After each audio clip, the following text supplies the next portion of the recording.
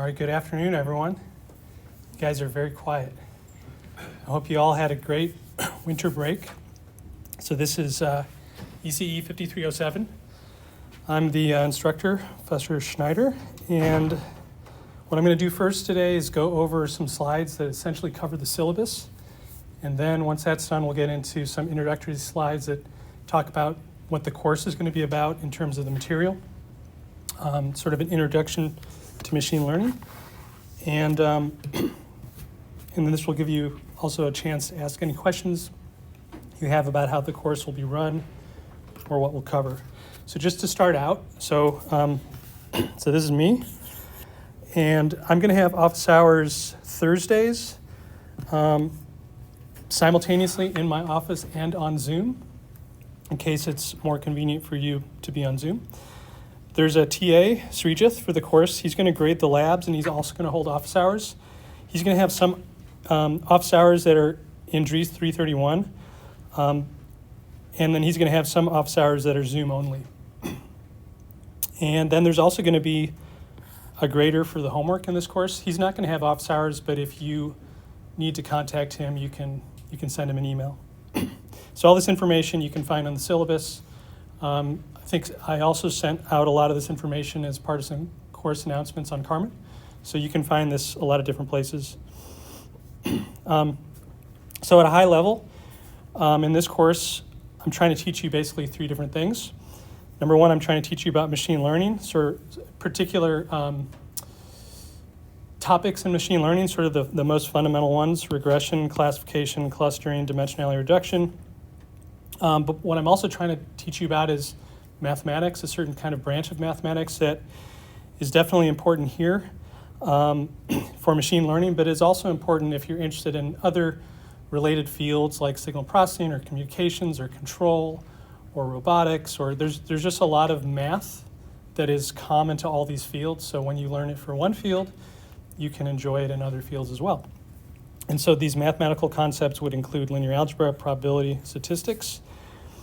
And for machine learning, it's important not just to understand the theory, but also to understand how to code it, how to implement it. And it's also both are important, right? The software tools out there these days are so convenient that anybody can go and play around with stuff. You can easily do that as a high school student, but that doesn't mean you're going to understand it. So what I'm trying to teach you in this course, I'm trying to teach you the math, the ideas behind it, as well as the implementation behind it. So we're going to use standard coding tools, Python-based ones, since that's essentially the main language of machine learning these days, and various packages that are the standard sort of packages. Prerequisites for the course: if you're an undergrad, you have to be an ECE. If you're a grad student, you can be in any major. The prerequisites are actually relatively light. Calculus and linear algebra. The linear algebra component is super important. I'll have more to say about that at the end of these slides, but I'm not going to spend time going over it myself because this is something that I think you guys have all seen before. It is important enough, though, that I've assigned a homework 0, which is sort of a self-guided review. I also linked a really nice, concise set of notes that just go through the very basic stuff that we'll need. And I can't emphasize the importance of linear algebra.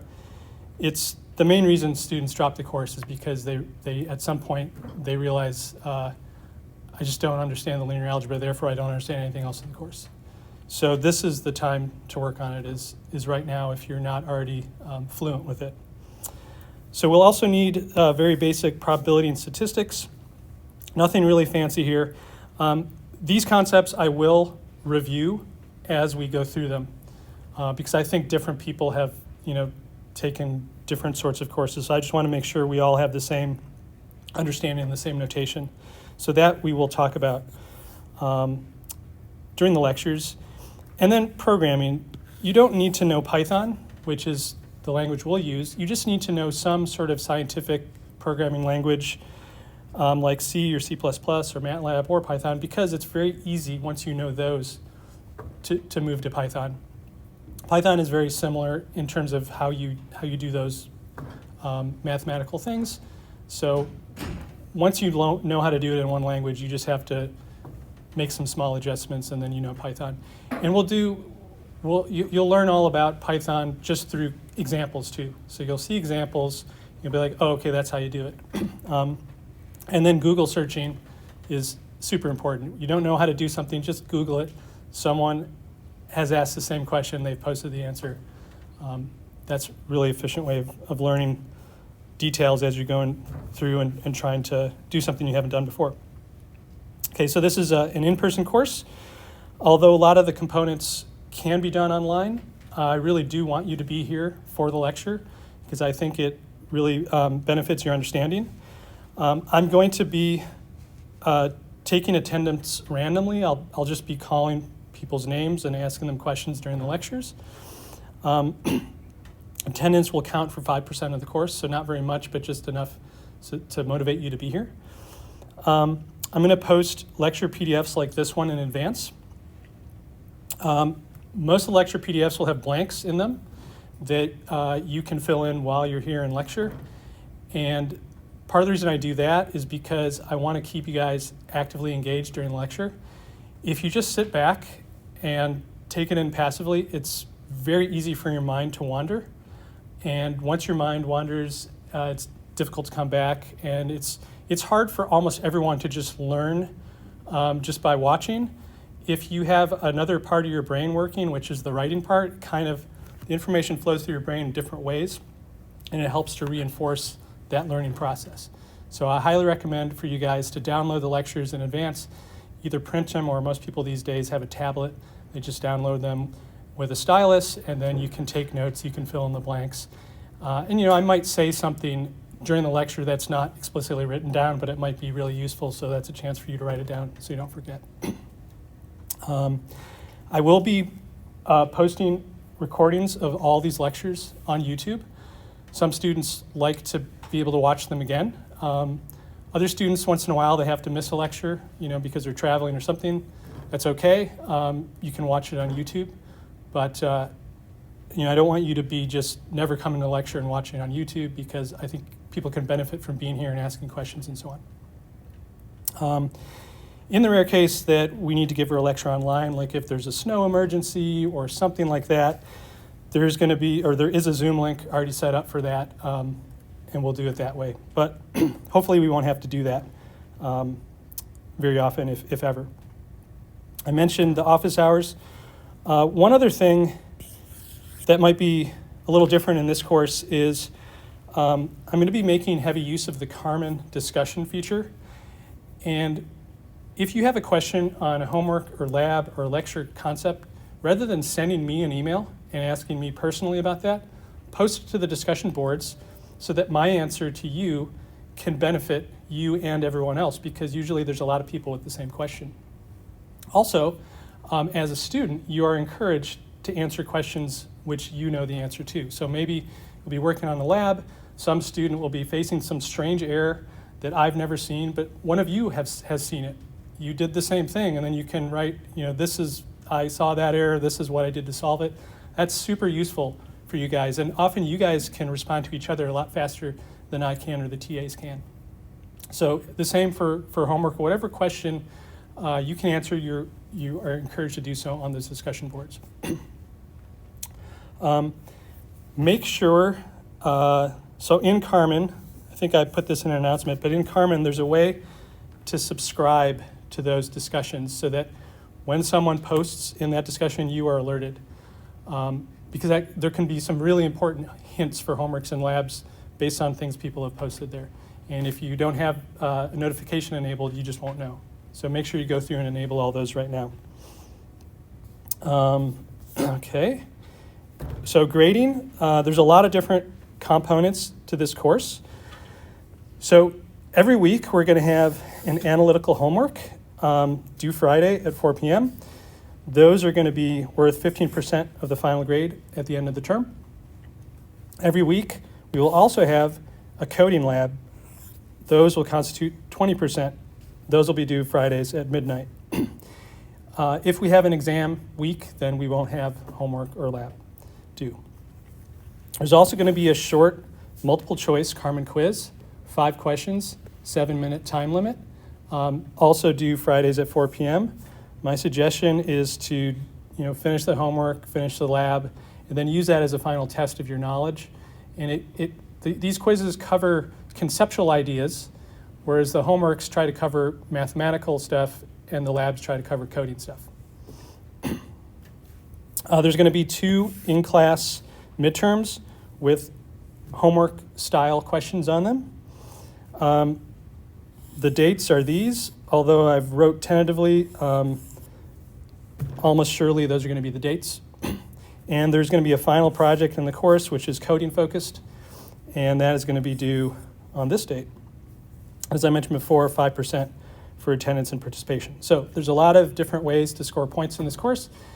Some people are, really good at coding things, not so good at deriving things. That's fine. The midterms are only worth 20%, so if you bomb one of the midterms, it's not the end of the world. So a lot of different ways to score points in this course. I'm not going to give you letter grades on anything. The only letter grade you'll receive is at the very end of the course, and that's going to be based on your cumulative score and based on how everyone else did. So there's going to be separate curves for undergrads and grad students. There's going to be a histogram, and I'm just going to chop up the histogram, and wherever you fall in that histogram, that's going to be the letter grade that you get. These histograms for everything will be posted, like homeworks, labs. You'll see your standing throughout the term. I'll post them. Usually post the first one around the first midterm, and then second midterm, and so on.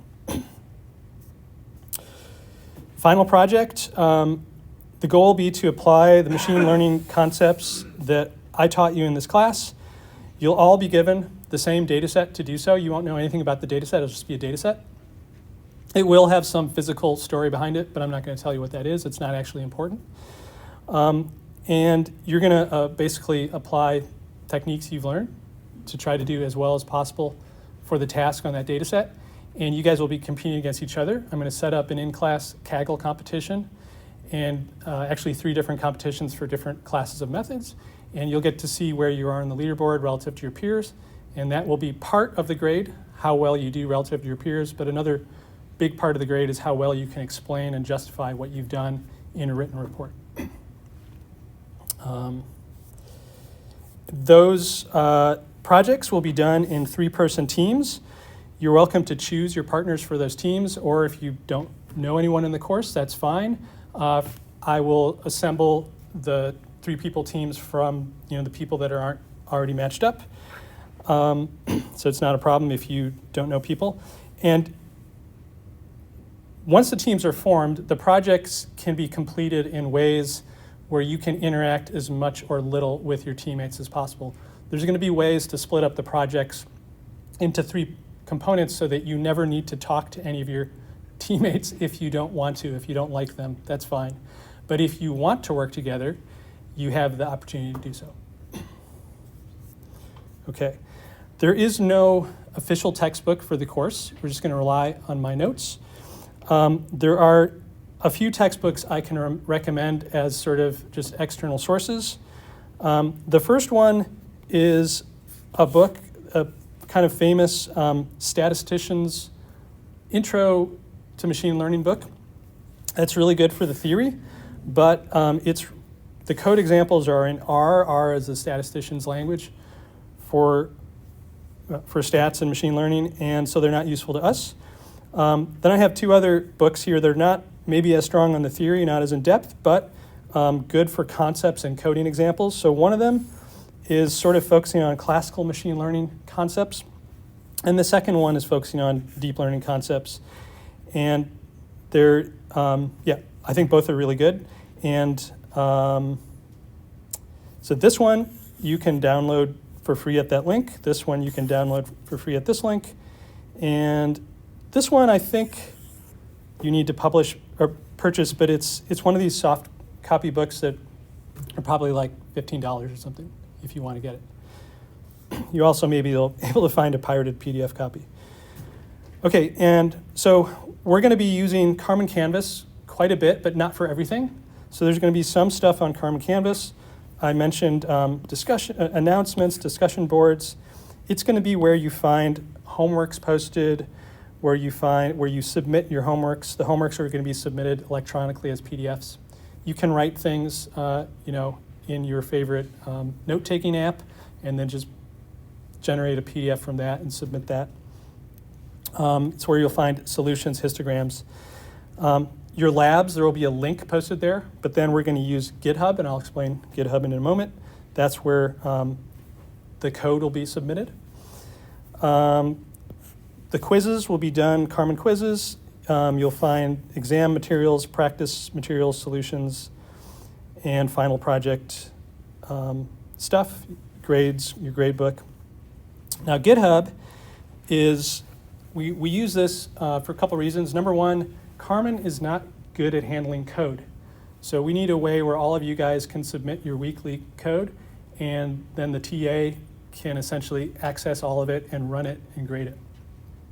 So GitHub is good for that, and GitHub is the main way that people in machine learning and many other fields exchange code. They make it public, or they work collaboratively on internal projects, all on GitHub. So GitHub is just a super important skill if you're doing machine learning. So that's part of why we're teaching it in this course. So on GitHub, you'll find the lecture PDFs. You'll also find all the demonstration code. These will be using what are called Jupyter Notebooks. I'll show you an example in a moment. It's also where you will access your code for the labs. The way that the labs will work is there will be like a skeleton piece of code there that it will have blocks that sort of, maybe there's some code filled in, and then maybe there's definitely going to be sections that say do this and do that, explaining what to do. And then you fill in the blanks, you run it until you're happy, and then you push this back up to the cloud, and then the TA can access it. The final project will be done in a similar way, except it will be group-based. So all the GitHub stuff is here, but this is a private repository. It's something you need to go through an access procedure to get access to. And that procedure I described in one of the Carmen announcements, so please do that as soon as you can. I know that some of you have already done that. Thank you. Once you have access, you can view the lectures directly. You can also view the demonstration code. Now, you cannot run the demonstration code. To actually run it, you need to bring it either to your local machine to run it there, if you have Python installed in your local machine, or you can run it in the cloud with something called Google Colab. So those are a couple options. Sometime between now and when the first lab is due, you're going to have to figure out which of those two options you want to take and then set up your system accordingly. So in both cases, there are a few steps. I've tried to be as clear as possible with describing exactly how to do all that. It sometimes does take people a few tries, like there's some little bug in your setup, and but eventually we got to figure this out, because this is how you will do all the labs in the course. Google Colab should be powerful enough for what we're going to do in the course. Once we get to the final project and you're doing machine learning, deep learning stuff, if you have access to fancier hardware like GPUs, that can be really beneficial. So that might be a motivation if you have GPUs on your laptop that can do machine learning. That would be a motivation to go that route. Google Colab is maybe a little bit more convenient if you don't want to have to do the Python install locally, but at some point you might want more horsepower. So that's where it might be helpful to have some local hardware. Now with Google Colab, you can also pay a little bit of money and get access to their GPUs. I don't think it would be very much, like probably $10 or less is all you'd need. So that is certainly another option. So I think Python details are not super important. This is an example. This is just a screenshot example of a Jupyter Notebook. So these things are nice because they have a bunch of like text, hypertext stuff that describes what's going on like this. Then they have code blocks like this, and they can also have plots embedded. And so this is how you'll learn to do the Python coding, is just from examples like that. And finally, I just wanted to basically state a few warnings. I wanted to be honest and upfront about this. So number one, this is not an easy course. As you saw, there's a lot of deliverables for the course. So every week, there's a homework, there's a lab, there's a quiz, there's a couple exams, there's a final project. There's lots of math and probability in this course. So maybe it's not for everybody. I would say I only recommend it if you're ready to put in the work. If you're a second semester senior and you just want to kind of coast to graduation, this is maybe not the right course for you. That said, I've had lots and lots of students tell me at the end of the course if this was their favorite course they've taken at OSU, both undergrads and grad students. So if you put in the work, it definitely is worth it. But if you're kind of on the fence or you're not really that sure, it's probably not worth it because it is a bunch of work. So as I mentioned before, linear algebra is one of the most important things for this course, just because it's sort of like the language that I use to teach the machine learning concepts. So if you can't understand that language, then you can't get the machine learning concepts either. The linear algebra that we use is like probably what would be like in the first 2 or 3 weeks of a linear algebra course. It's not advanced linear algebra. It's just stuff like multiplying matrices and vectors, but really understanding that and being able to go between summations and matrix vector multiplies, and to be able to do that, like on the fly, that's kind of what I need, because that's what we'll do a lot in the lectures. It's, as I mentioned, it's the main reason students drop the course. So if you feel rusty in your linear algebra, this is the time to practice it, to get back up to speed, to polish those skills in Homework 0 and Quiz 0. Quiz 0 is a quiz you can take up to 5 times. So it's really a way where, okay, you take it once, maybe you'll do terrible. You get another chance and another chance. Your last score is what counts.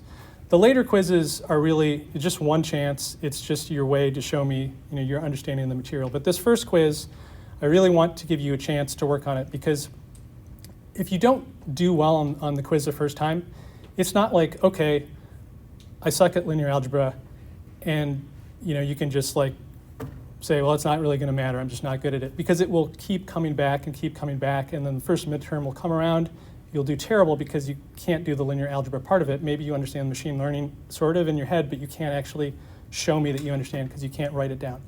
So please make an effort on the linear algebra stuff now. Also, as I mentioned, please take an active approach to the lectures.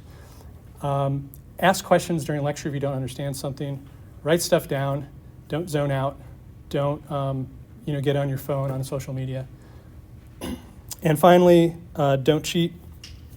Do the work yourself. Don't copy from other sources, other students. Number one, you won't learn things. Number two, if I catch you doing that, I am required to submit you to a Committee on Academic Misconduct.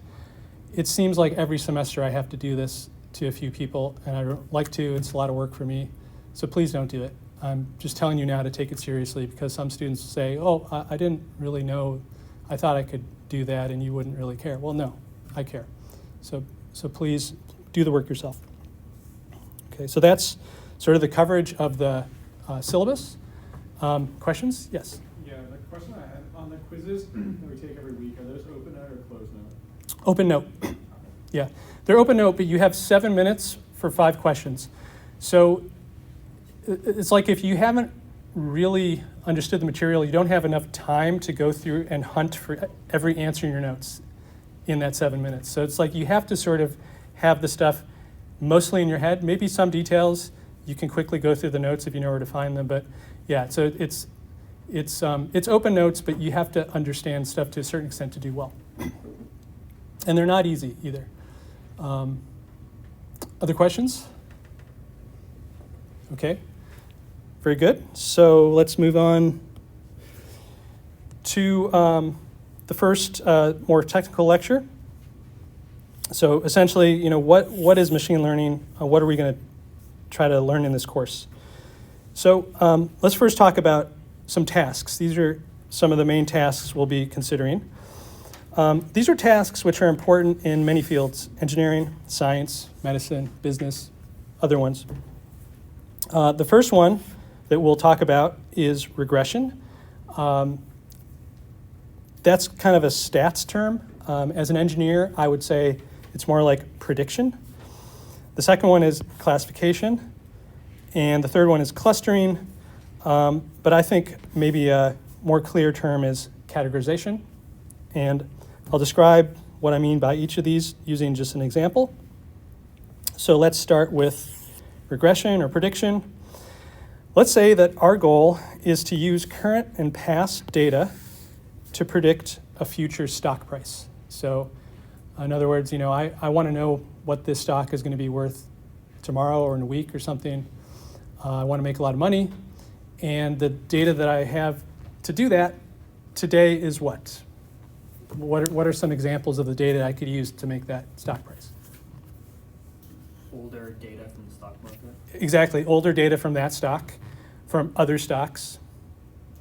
Is that it? What else?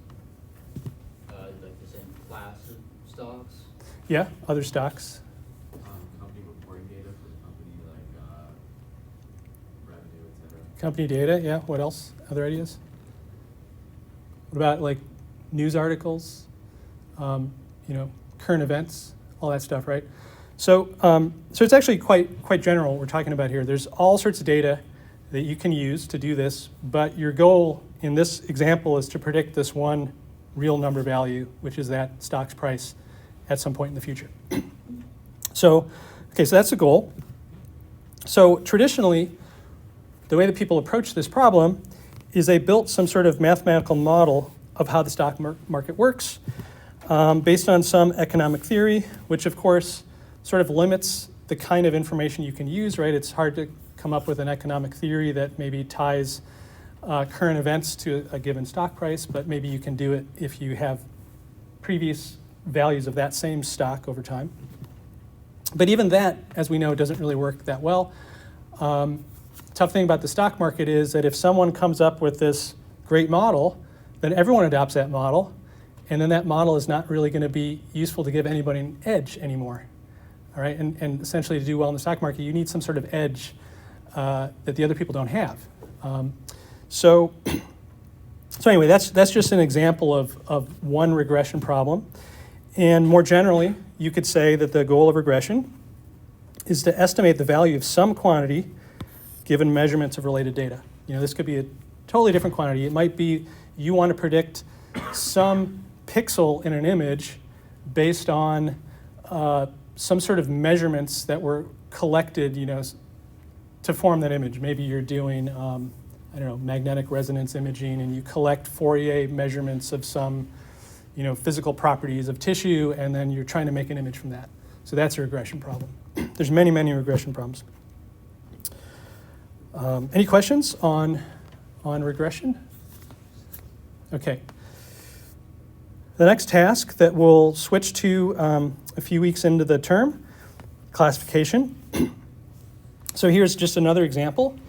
These are examples of handwritten digits. These are little images, grayscale images, where you have black pixels, white pixels, gray pixels, and in each image, it's showing you somebody's writing of some digit between 0 and 9.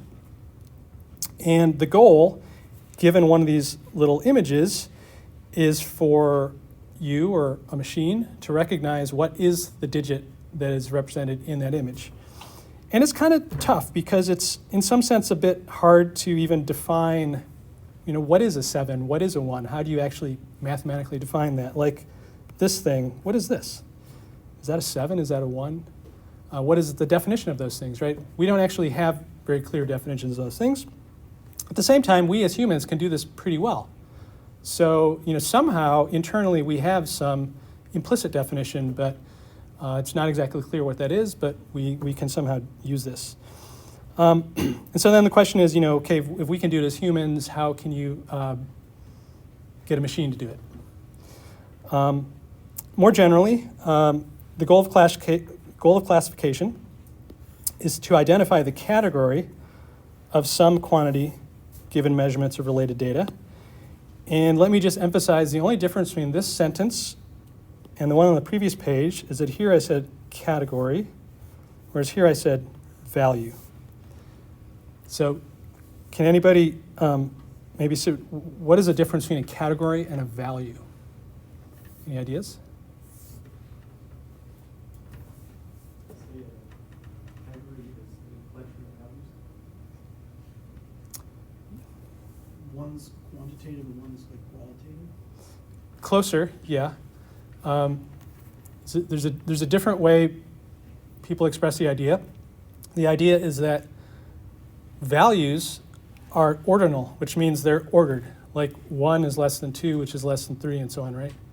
Categories are not ordered. Cat, dog, plane, these things, there's no particular ordering. These are just different categories. So that's the difference between regression and classification. In regression, you're trying to predict some ordinal quantity, some number, whereas in classification, you're trying to predict a category, like 0, 1, 2. Even though, to be maybe a little bit confusing here, when we formulate these, this could be,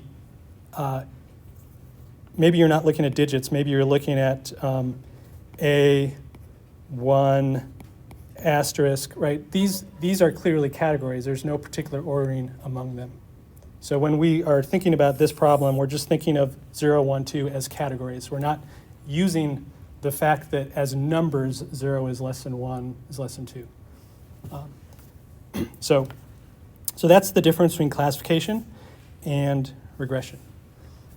Question? So, like, classification, let's say you have a bunch of measurements. Classification is putting those measurements into arbitrary buckets versus regression is trying to determine or predict the next measurement.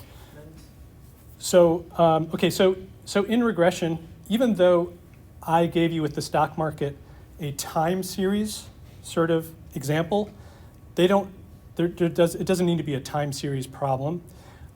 So like I also gave you an example of an image pixel. There's really you just get like maybe I give you a blurry image and the goal is to sharpen it, is to make it sharp, right? So now there's no time. It's just like I give you this information and now I want clear pixels, clear unblurred pixels. So whereas, and those pixels are all numbers, they're all ordinal. On the other hand, if I give you a blurry image and I say, what does that image represent? Is it a cat? Is it a dog? Is it a plane? That would be a classification problem. Okay, that makes sense. Okay, great question. Any other questions? Classification versus regression? Okay. Another task, clustering, which I said you could think of as categorization. Here's an example. Let's say I give you a whole bunch of text documents. These are text documents that have not really been categorized into these are science, these are sports, these are, philosophy, religion, whatever. These are just like a bunch of documents, and your goal is to split them up into categories. Now, nobody has told you any categorical information. They're just like, can you please group these into subsets that are similar to each other within the subset, but different from one subset to another? That's the goal. So we could do this with text, but we can do it really with any data. Here's an example where the data points I have are pairs of real numbers. So here's one number on the horizontal axis, one on the vertical axis. And so you've been given this, and now you're asked, can you please group these into categories, or you could say clusters. So as a human, when you look at this, it's not so difficult, right? At least to imagine what you would do. What would we do here if we were asked to cluster these? You would circle the groups that are. Yeah, exactly. So there's some sort of natural groups that, you might say, these are These are how I'm going to split things up. Now, there's, of course, a lot of details here, like how exactly do you define a group? Like, maybe depending on how you define a group, this guy might be part of this, or might be part of this, or who knows. But so there's a lot of wiggle room here into the details, but the overall idea is these guys are all similar to each other in that they're pretty close to here. These ones are similar to each other, that they're close to here, but these ones are different in that their centroids are very far apart. Okay, so that's an example of clustering. So maybe what would be a difference, the main difference between clustering and classification then? Because in both cases, you're starting with some sort of set of measurements. Maybe you're starting with very similar stuff, but the objective is different. What, can anybody summarize the difference between classification and clustering? Yeah. With clustering, you're not trying to predict the next data point. You're just trying to sort the data points that you already have. Okay. Anybody else have any other ideas? Seems like in classification, we're given a predetermined number of categories to sort things into. But clustering is not the case. Yeah, okay, it's a little closer. So in classification, you are given the categories. Not only the number, but you're actually given these are the categories. Whereas in clustering, you are asked to make up the categories. Right? So maybe if you were doing a classification problem, you might be told that all these guys are in the, let's say, the green class, all these are in the blue class, all these are in the red class, and so on. And then what you're given is you're given a new point. Maybe the new point is here, or sorry, maybe the new point is here. And you're asked, is this a red, a green, or a blue point? Right? And based on what you've seen, all the other points close to that one were blue, so I think this is a blue point. So in that case, you're given the categories in advance, and you're asked to provide the category of this new test sample. Whereas with clustering, you just don't have any of that information. You're asked essentially to figure out what should good categories be. And you're asked to say, okay, these should all be in one class. This should be another category, this is another category, and so on. Okay, so related, but again, a little bit different. Okay. Any questions on clustering? Okay. All right, so we covered a little bit about the task we want to perform. Now, the approach to solving these tasks is different than, you could say, what's done traditionally. By traditionally, let's say, the way things were done 50 years ago, or in some cases even 5 years ago. So the traditional approach to solving these sorts of problems is to obtain some sort of model from a scientific expert and then apply that model to a task. And there's definitely a lot of applications where this is really a very successful approach. Like if you want to design a circuit, well, we understand how circuits work, right? People had to figure that out, and they spent a lot of effort, and they figured out Ohm's law, and they figured out all that stuff. Now that we know that, we don't have to reinvent the wheel. We can use that to design circuits. But sometimes that approach doesn't work. So, for example, in some cases it's because we don't have that good scientific model, like the stock market. We just don't have a good model for it. Other cases, we actually have a good model, but there's missing data. So for example, acoustics. So acoustics is something we understand quite well, the physics of it. But let's say that you're sitting in the back of this lecture hall and the sound is reverberating around and you can't hear me. Maybe there's some interference coming from in the hall, and you somehow want to do some adaptive filtering, some noise cancellation to figure out how to get rid of that so you can hear me without all the reverberation. So in principle, since we know how acoustics works, we could do that, but then we would also need to have a very detailed model of this room to know, how the signal is going to reverberate. We'd also have to have a detailed model of the noise and interference that's coming from outside the room. And if you knew all that stuff, yes, you could apply the physics, but that's precisely what we don't know. So that's another case where just using the physical model is not really going to work. What's going to be more successful is to having some approach that sort of just learns on the fly in a, we have to be clever how to design it, but then what it does is it just learns essentially from data. And that's essentially how noise canceling headphones work. It's very related to what we'll learn about in this course. So in machine learning, essentially we're taking this ladder approach. We see many, many examples of the problem we're trying to solve, and we just learn from those examples. We don't need to know any theory behind the physics of where that information came from. So to solve a stock market problem, we don't need to know that this is stock market data in general. Most of the techniques are very generic techniques, and you can apply them to stock market data. You can apply them to climate data. You can apply them to whatever data you want. Now, if you want to do really well, you probably have to dig a little deeper and find out what is very specific about this application that I can exploit. But a lot of machine learning tasks, especially how we learn them in this course, like you learn a generic task and you can apply it to just about anything. So that's the power of it. You don't actually need to know where the data is coming from. And so as I mentioned, in the final project, you get this data set. I don't tell you anything about the physics of what that data is, but that's okay. You don't need to know it. You can, just from the data processing techniques that you'll be taught, you can essentially solve that task, regression, classification, clustering, whatever it is, very accurately.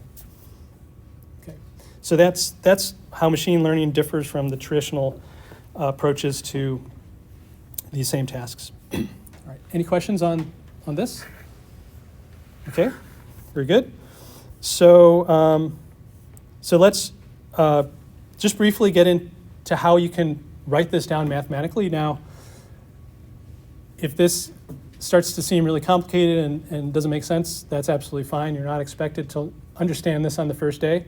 At the end of the class, if you saw these notes again, you would hopefully look at it and say, yeah, that's exactly what we learned. But let me try to set this up in terms of the math to give you a little bit deeper look into how we approach these things with machine learning. So essentially, here's some of the ingredients. So we have to have a modeling function. We'll call that f. And this modeling function depends on a lot of adjustable parameters that are going to be in this vector theta. Theta is a vector we'll assume of real numbers of dimension d. So there's like basically you can say it's like a vector of d real numbers. There's a loss function. You can call that j. That measures how well this model is performing. There's a training data set on which we evaluate the loss. Usually we'd like to have as many examples as possible to do our learning. And finally, we have an optimization algorithm that tries to determine which parameters in our modeling function fit the training data set best. And by that I mean that they minimize the loss. So those are sort of all the different ingredients. So let's say for stock market prediction, let's call the future stock price y. That's just going to be a single real number. And let's take a simple example where the data we're using to predict the stock is just maybe measurements of that same stock that we know today. So it could be today, yesterday, the day before, and so on. We'll take those prior measurements and we'll stick them into a vector. We'll assume we have d such measurements. And this vector x will be the data we're using. Vector y is the thing we're trying to predict. And so this modeling function, in this case, it should input x and output an accurate estimate of y. This is our prediction function. To build this, we might use a deep neural network. We'll study this later in the course. We'll start with easier examples. The loss function is going to be something that quantifies how well our model is performing. Since we're trying to predict this real number, we could look at the difference between the true stock price and our estimate squared, or maybe we could look at the difference absolute value. Both of those are good losses. But that's how we're going to say whether we're predicting it well or not. And how we define the loss actually will have a big effect on how we we'll finally design our prediction algorithm or prediction model. So now in order to design these thetas to try to minimize this loss, we're going to have a whole bunch of examples. So these examples are previous x, y pairs. Each example will index by this variable I. There's going to be n such pairs. And so these are just past examples of, past stock, current stock. And if we have a lot of data for this same stock, we can essentially, look at predicting today's stock with yesterday's data, predicting yesterday's stock with the data before that, predicting 2 days ago stock with the data before that, and so on. And so that can give us, we can split up that long time series into many little chunks to give us examples of this. And so now we can put everything together. Essentially, to design our modeling function, we need to figure out what these parameters theta should be. Once we know those parameters theta, then we have our modeling function. So the way that we do this is we set up an optimization problem. So this says, let's find the thetas that minimize, this is the loss function, or the accuracy, averaged over the training examples. And here we're going to plug in the target and our approximation, our prediction. We have a little hat on top of our prediction to say that this is the predicted version of this. And in this case, the prediction will be our model applied to the ith example of the measurements. Okay, so this is the thing. We somehow want to find the thetas that minimize this. And we will, once we find those thetas, we'll call them theta hat. Now, once we have the theta hat, we're almost done. We plug those theta hats into our prediction model F. And now we have something that can take in a new set of measurements we've never seen before, and we'll make a prediction based on those. So essentially, this is sort of just a very high-level synopsis of how we would model these different things, how we'd approach this problem.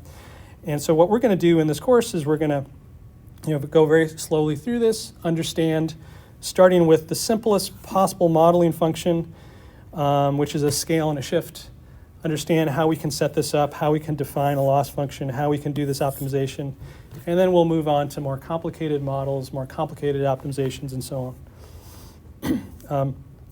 So again, there's a lot here. You're not expected to understand all this, but are there any questions? Does anybody have any questions here? Okay, it's no problem if you don't.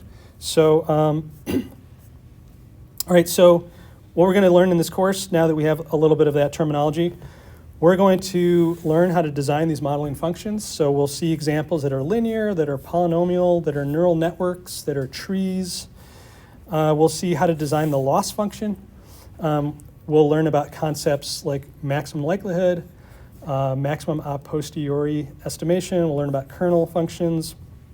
And we'll learn about algorithms to do that optimization, gradient descent, stochastic gradient descent, our Miho rule. And we'll apply these concepts to tasks like regression, classification, clustering. Another one, dimensionality reduction, I didn't mention, but it's sort of like compression, if you will. And that's not all. We'll learn about a lot of other important concepts if you actually want to do this in practice, like generalization, regularization, ensembling, PCA, non-negative matrix factorization, Gaussian mixture models, expectation maximization. Tons of cool stuff. And again, the main goals to learn concepts in mathematics, number one, but also software tools to actually implement all this stuff. And like I said before, linear algebra, statistics, and some sort of scientific coding in the prereqs. Linear algebra, super important. Homework 0 gives you a chance to practice. So that's it for this first introductory lecture. Are there any questions? Anything here? Okay. Feel free to come up and ask me. Oh, you got a question? Yeah, sure. When Yeah. will labs start, weekly labs? So,